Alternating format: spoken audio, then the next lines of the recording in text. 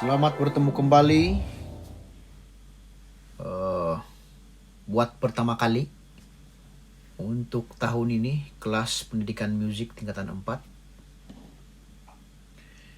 Oke, saya beranggapan bahwa semua calon ataupun semua pelajar yang mengambil pendidikan musik untuk tahun ini adalah yang pernah belajar semasa di tingkatan 1 sampai tingkatan 3. Mungkin ada juga yang bukan berada di kelas musik semasa tingkatan 1 sampai tingkatan 3, tapi saya percaya ada minat untuk belajar pendidikan musik. Oke, ini tidak apa. Sebab sebenarnya hal ini bergantung kepada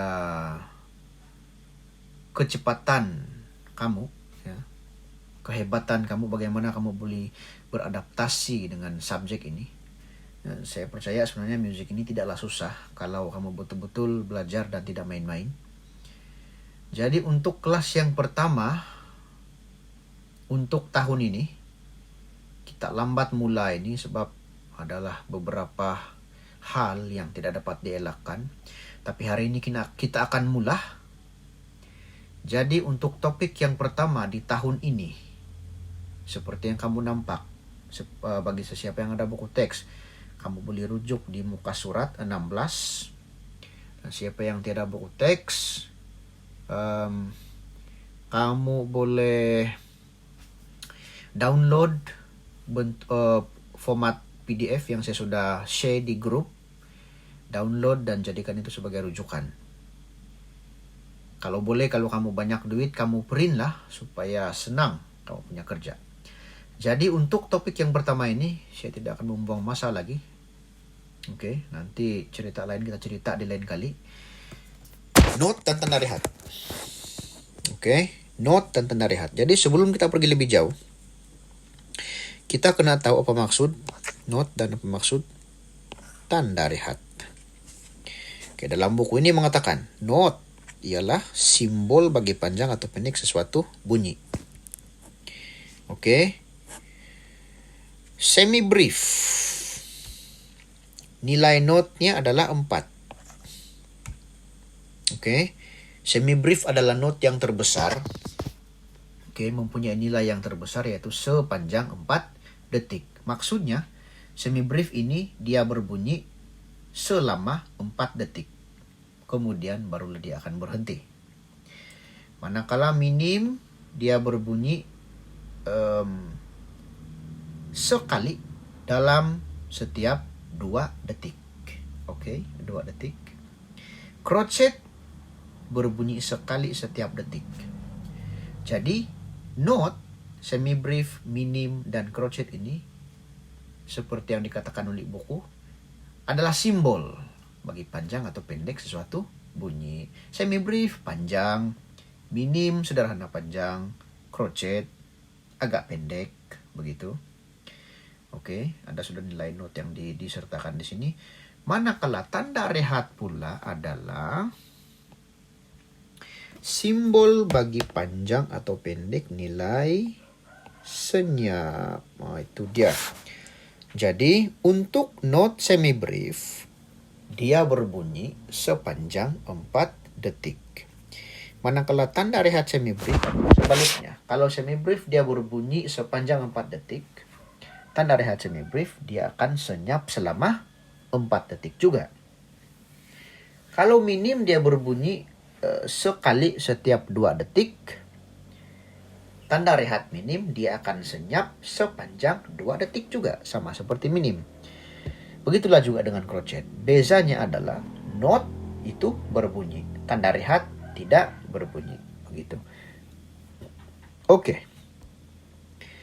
Itu adalah note-note yang kita sudah belajar semasa kamu berada di tingkatan 1 sampai tingkatan 3. Dan saya harap tidak ada lagi masalah, pertanyaan, ketidakfahaman, sebab kamu balik-balik belajar note semi brief, minim, dan crochet ini sepanjang kamu berada di tingkatan 1 sampai tingkatan 3. Cuma Untuk tingkatan 4 ini, kita juga akan belajarlah benda yang sama. Cuma not dia lain. Dia bertambah, yaitu kamu nampak di buku, quaver dan semi-quaver. Oke, quaver ini, simbol not dia adalah seperti ini. Nilai detik dia adalah separuh.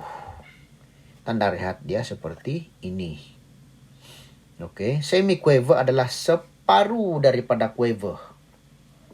Oke, tanda nilai not ataupun nilai detik dia, saya suka mengatakan ini nilai detik lah. Nilai detik dia adalah 1/4. Maksudnya dia berbunyi 4 kali dalam setiap 1 detik.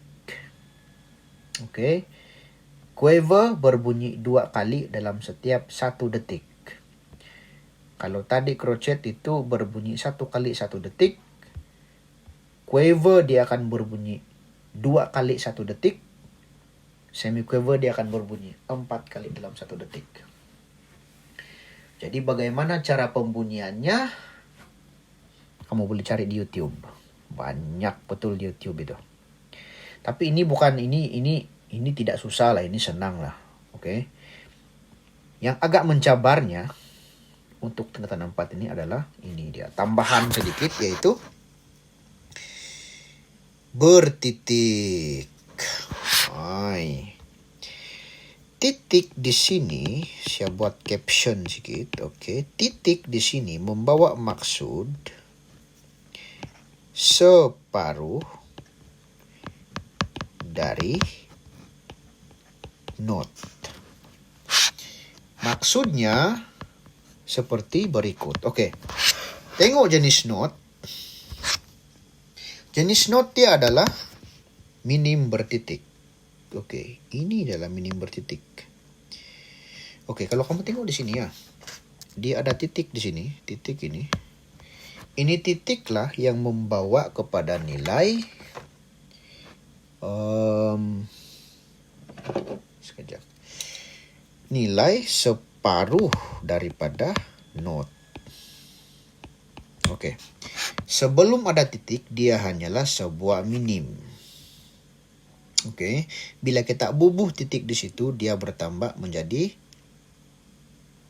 dia tambah lagi 1 crochet.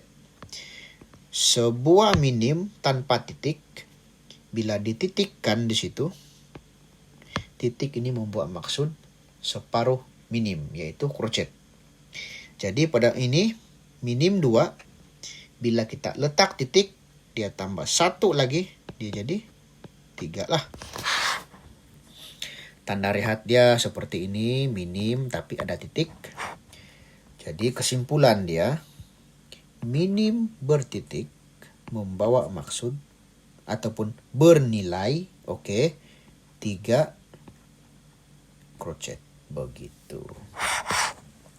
Manakala crochet bertitik, sebelum ada titik dia hanyalah sebiji crochet saja. Selepas tambah titik barulah dia bertambah, dia jadi begitu.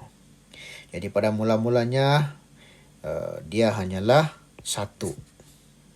Oke, seperti yang kita tahu, seperti yang kita sudah belajar tadi, quaver bersamaan dengan separuh. Jadi 1 tambah separuh, dia jadi begitu. Oke, so tanda rehatnya adalah seperti ini.